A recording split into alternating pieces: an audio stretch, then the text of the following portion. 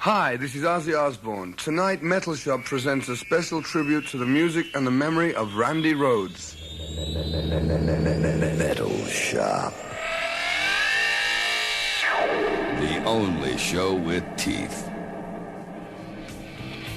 Tonight, Metal Shop remembers Randy Rhoads. On the night of March 20th, 1982, this brilliant young guitarist lost his life in a freak airplane accident. But if anything, his effect on heavy metal music is being felt even more now than it was at the time he died. It's amazing to think that the entire recorded works of Randy Rhoads is limited to just 4 albums and a handful of hard-to-find live tracks. On this special edition of Metal Shop, we'll hear the best of Randy Rhoads' work, and we'll talk to Ozzy Osbourne, Quiet Riot's Kevin DuBrow, Motley Crue's Vince Neil and Nikki Sixx, Paul Stanley of Kiss, Wasted's Pete Way, George Lynch of Dokken, Y&T's Dave Minichetti, and Bob Daisley, the bassist who played with Randy in the Ozzy Osbourne Band and co-wrote many songs with Ozzy and Randy Rhoads. This is the guitar work of the late Randy Rhoads. Randy Rhoads was born on December 6, 1956, and lived in the same house in Burbank all his life. He was raised by his mother, Dolores, a multi-instrumental musician and music teacher who ran a school and a shop in North Hollywood, where Randy would eventually teach. Ozzy Osbourne told Metal Shop a little about Randy's mom. Oh, his mother, his mother was his best friend. He's the only person he could ever confide in anything was his mother. Not saying he was a mummy's boy, that was his best friend.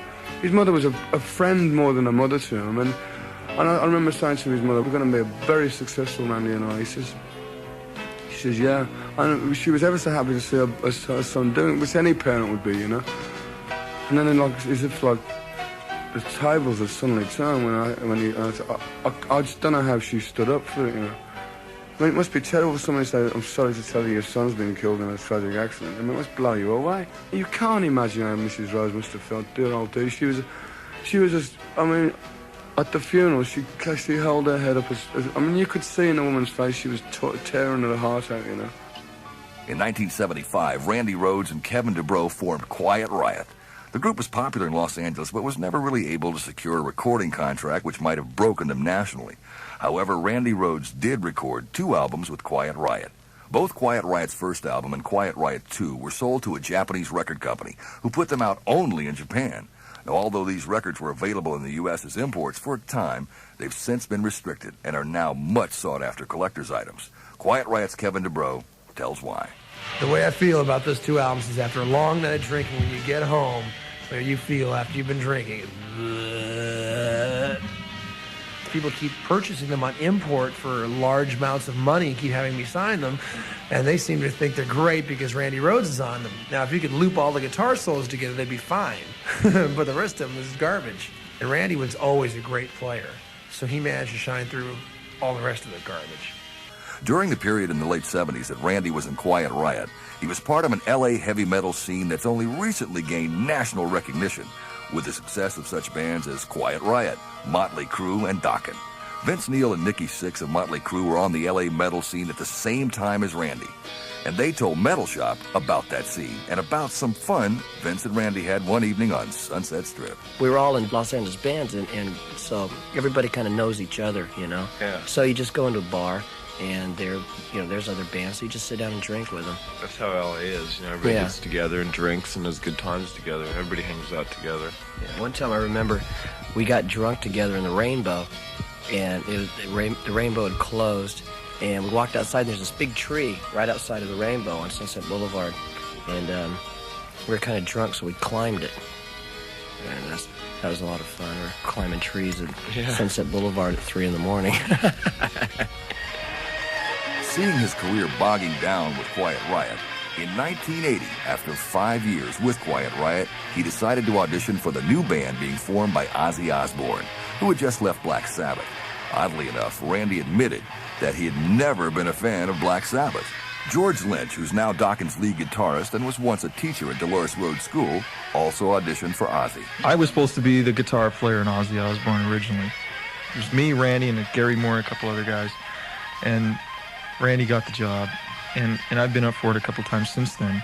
He realized after he got in Ozzy that, in fact, this is a quote, and this is funny now the way it comes out. He said, I realize now Quiet Riot would have never made it.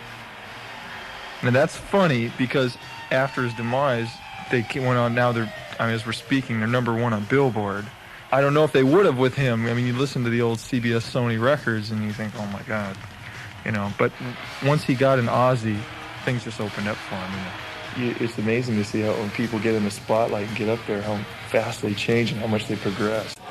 Ozzy Osbourne remembers his first meeting with Randy Rhoads.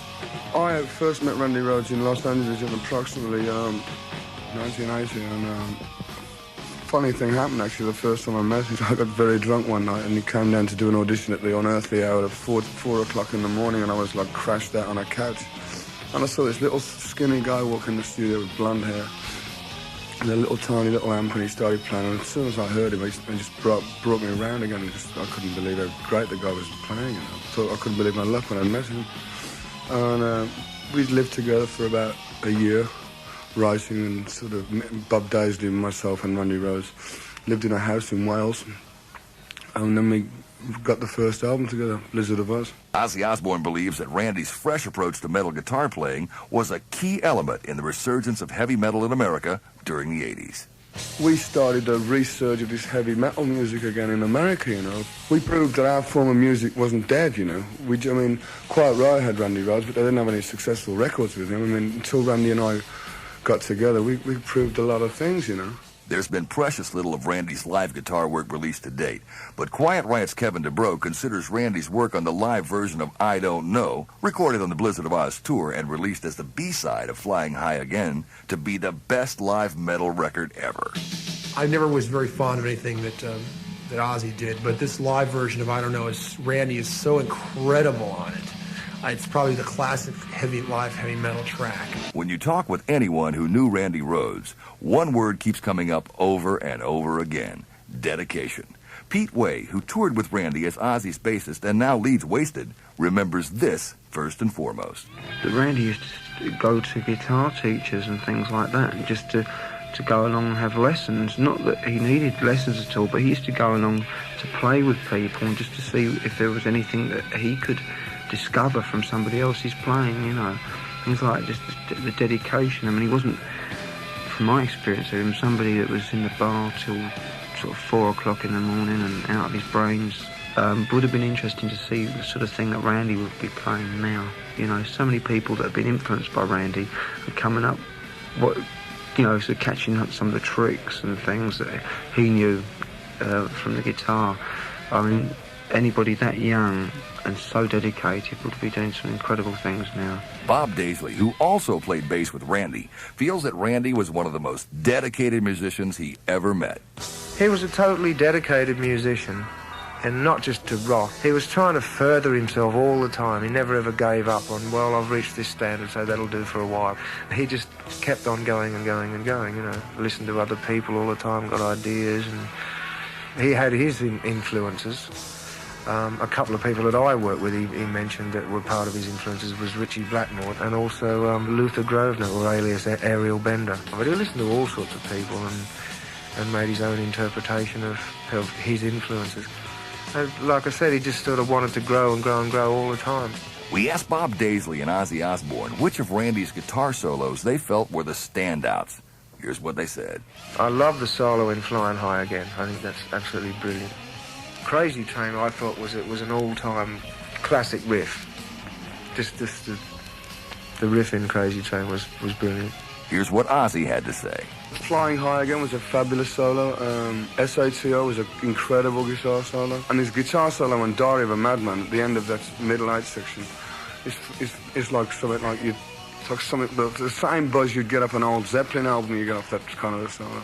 Sort of a ghosty, you know. How great could Randy Rhoads have been? We'll never really know. On March 20th, 1982, near Leesburg, Florida, Randy Rhoads went up in a small Beechcraft Bonanza airplane along with Andrew Aycock, Ozzy's bus driver, who was a certified pilot, and Rachel Youngblood, the group's hairdresser and makeup artist. The plane crashed into a mansion right near where the group had parked its bus to get some sleep.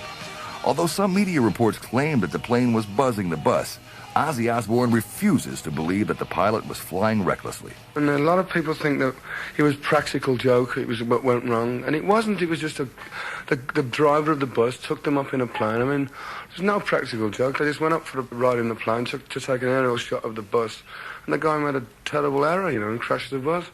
The fact remains that a great person got killed. Two great people, in fact, are very close to me. Rachel Youngblood was also in the place. She was a 58-year-old woman, and it goes to show that they weren't screwing around, because she had a heart condition. She wanted to sort of do anything daring, and he hated flying. We were all in a terrible state of... We just couldn't believe it, It was just like, what? This is...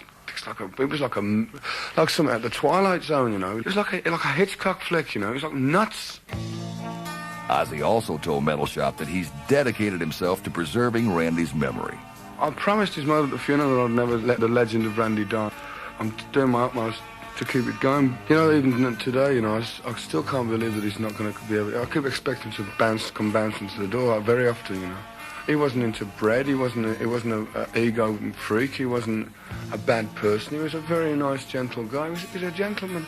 One day, people will look upon Randy Rhoads as being like Jimi Hendrix, if I have anything to do with it, because I think Randy Rhoads was an incredible musician. I mean, I'll never let the guy as a talent rest, because he was a fabulous talent. He was a lovely guy. What was so unique about Randy Rhoads? Why is he held in such reverence? We asked a number of musicians what they thought. Here's Paul Stanley of Kiss. I really liked Randy Rhoads' playing a lot, because I thought that it took what had been done and took it into a slightly new direction. I thought that for all his flash and for all his ability, it still made a lot of sense. And I think a lot of lead players nowadays are too hung up on pulling on the wang bar and getting harmonics and not really understanding why they're doing it, or playing really fast licks with really no purpose or reason. I thought Randy made a lot of sense with his playing. I always found it exciting, and I would tend to listen to it over and over. Dave Minichetti of Y&T. I have to hand it to Randy Rhoads for his guitarmanship, I think, that really sparked all those kids' interest in Ozzy all over again. It was like, okay, this is Ozzy, yeah, Black Sabbath, we know all of that, but wow, listen to this cat, man. I mean, he is putting down some unbelievable riffs, a different kind of deal. His tone was amazing, and he wrote some good tunes. I mean, he wrote a lot of those tunes. He was like the principal guy. Bob Daisley. For a start, his technique was so precise. He'd sit in the studio and he'd come out with a brilliant solo that was like, bosh, just flow out. And he'd say, right, I'll double it. And he'd play the same solo over the top. And not miss a note. No, I'd never seen anybody do things like that before. And he would do a solo that we thought was, oh yeah, that's great, Randy. He'd say, no, it's not good enough. I want to do another one. He was never satisfied with really what he did. He always thought he could do it better, which is a great thing. Ozzy Osbourne. He could play gentle as a fly on water, a fairy, And then from that, he'd turn into the beast, and he was only a little guy. I mean, you think that if you heard him play, you think this guy's got to be looking like a monster. I mean, he could turn it from loveliness to sort of like thunder and lightning, The thing about it is with him, whatever he did, always fit. One of the interesting developments since the death of Randy Rhoads has been the gigantic success of his former group, Quiet Riot. They reunited after Randy's death. Kevin DuBrow remembers Randy. Very humble person who was a very devoted guitar player, and very, very funny person who could make me laugh at any time he wanted to, and usually did. Especially when I had a drink in my hand and I would spit all over everybody. I met him when I was 18, he was 17, and we played together in Quiet Riot for 5 years, and we kept in close contact as possible when he was on the road with Ozzy. When he came off break, we'd always get together and get out there and go totally wild. On Mental Health, Quiet Riot decided to remake one of the songs initially recorded by Randy Rhoads on Quiet Riot 2. Kevin explains how it happened. Slick Black Cadillac is a song that was on the Quiet Riot 2 album with Randy Rhoads on it, and we redid it because our drummer Frankie Benelli really liked the song. Basically, the lead guitar playing, people always say, how did Randy play it as opposed to how Carlos plays it? And basically, Carlos plays the same parts because he liked what Randy did so much. He felt that he would stick to the original. Metal Shop. Quiet Riot's Mental Health album contains a song that is Kevin DuBrow's tribute to Randy Rhoads. Strangely enough, it was written for Randy before he died. Here's Kevin DeBro to introduce Quiet Riot's tribute to Randy, Thunderbird. Thunderbird was a song that was written about Randy Rhoads, and it was written before he died, not after, which a lot of people seem to think. And the lyrics in that song about Randy speak for themselves, I pretty much think. That's Metal Shop's tribute to the music and memory of Randy Rhoads. We hope you've enjoyed it.